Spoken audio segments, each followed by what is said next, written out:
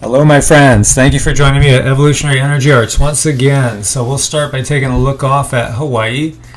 And at the moment, we're showing 264 earthquakes in a 24-hour period, which is actually a big slowdown compared to what we had yesterday, where from what I had saw, it peaked at 495. I saw the news reporting 477 in some places. Any way you look at it, that's a lot of earthquakes. It's still going on. It has ebbed a little bit as far as the amount of earthquakes, and we have not had any other large ones at the moment.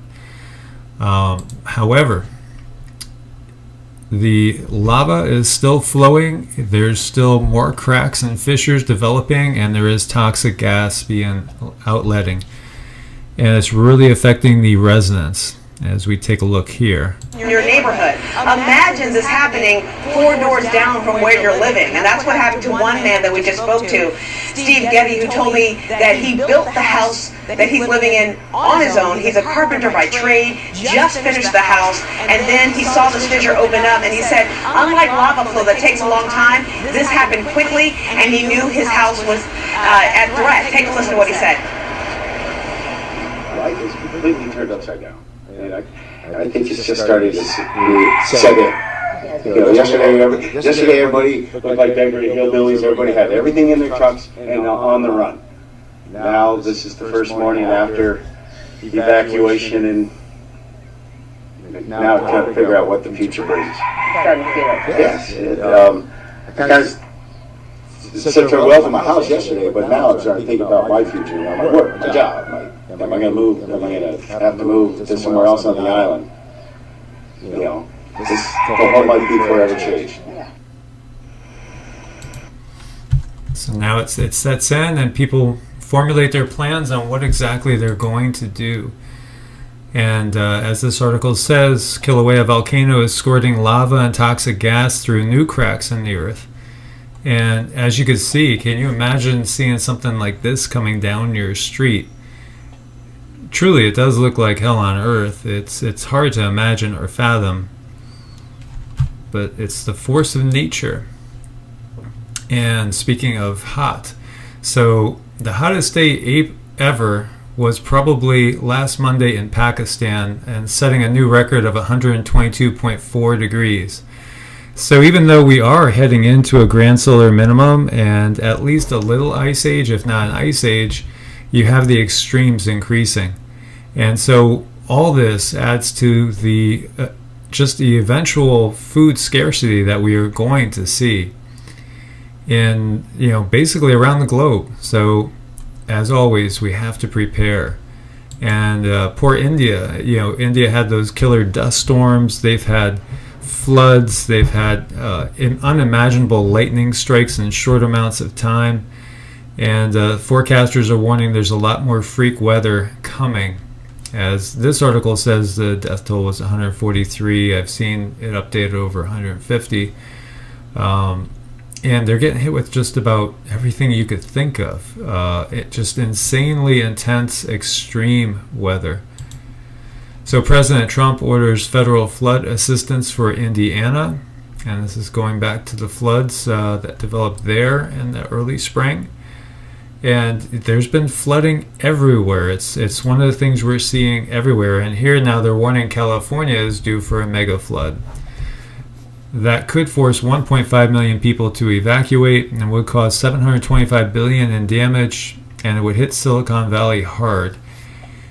And there's more that's going to be hitting California than just the potential for another flood. Flooding is not necessarily one of the things we think of right off the top of the bat with California. Of course, you think of quakes, you think of the forest fires, but also you have the flooding issue as well.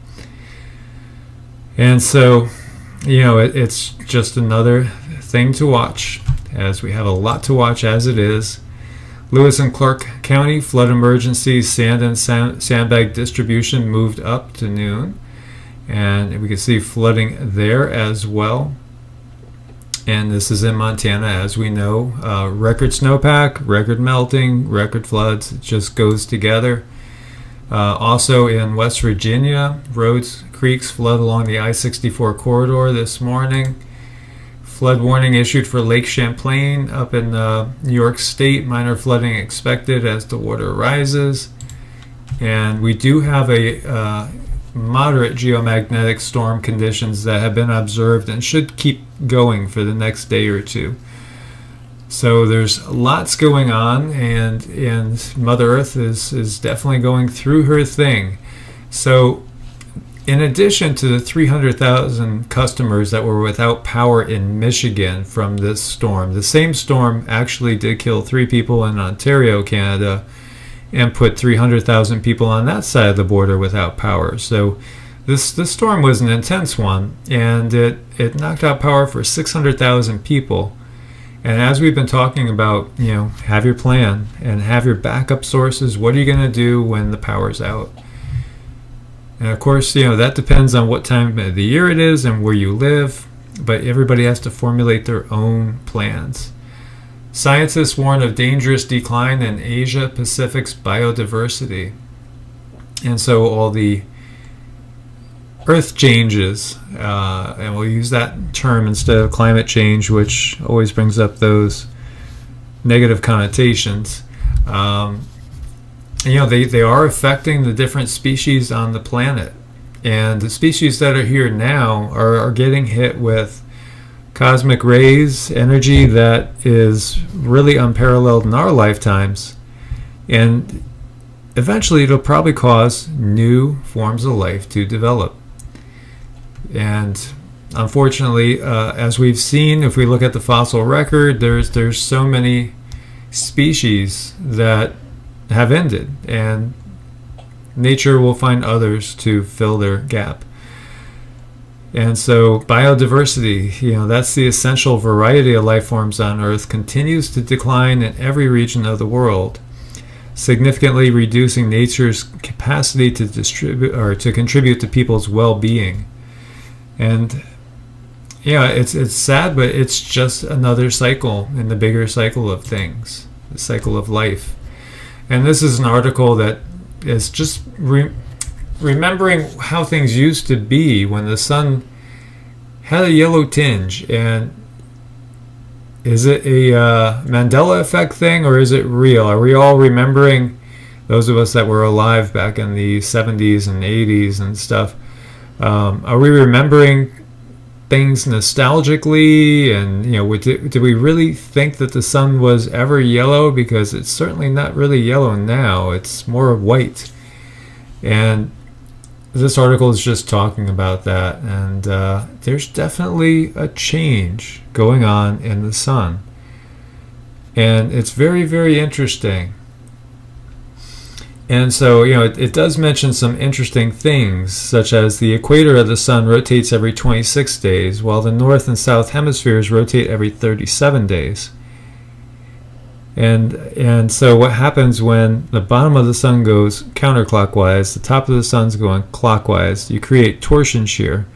After a while it builds up, it starts crossing each other and building up, and takes about 25,000 years or so for this to just completely develop. And we're at that place right now. But it's an evolutionary thing. The sun is evolving just like you and I are evolving, just like the planet is evolving. Everything is evolving. And so we'll have the creationists out there saying, no, nothing ever evolves. Everything just stays as it is, as God created. But there's so much evidence to the fact that things change. Everything changes. Change is the only constant thing we have.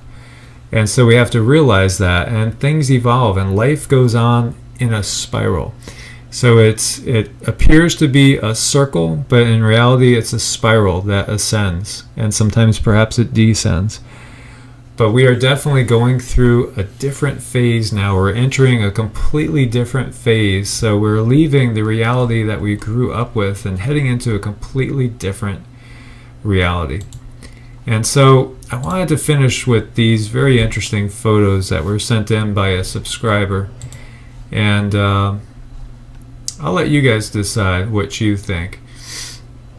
Is this some sort of light anomaly?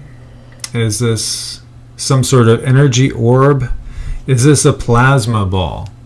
We could play with this a little bit and see what we could do to enhance it, adjust it, make it stick out a little bit more. For one, it can't be a reflection of the sun because the sun's not that color. It doesn't appear to be any sort of reflection at all.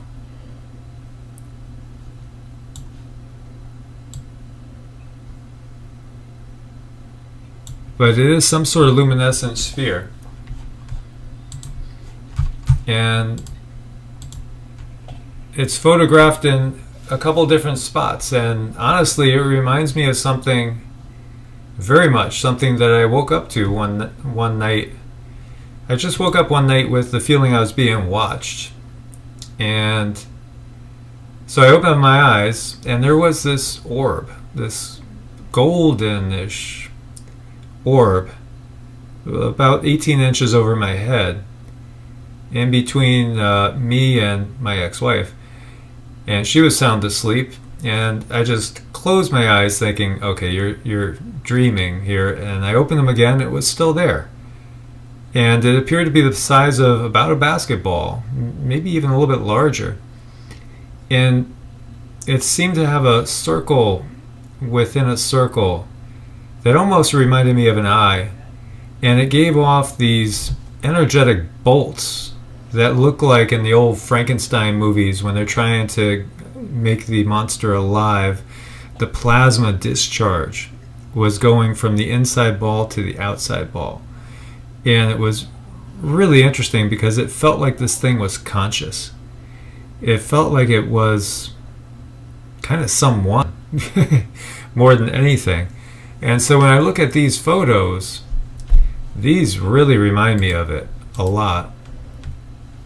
Especially this one where you see that glowing. But I'll leave it up to you guys. What do you guys think this is? And as always, I'll look forward to your comments on it. So as always, my friends, please thumbs up to support the channel, subscribe if you haven't subscribed yet, and share with as many people as possible. Stay safe out there, stay alert, and let us know what you're doing. And I love watching the family communicate and grow. It's a beautiful thing. So continue to share. It's wonderful to watch it grow, and you guys get to know each other as we move forward into these adventurous times together. So as always, love, light, peace, and stay safe, my friends. Namaste. God bless.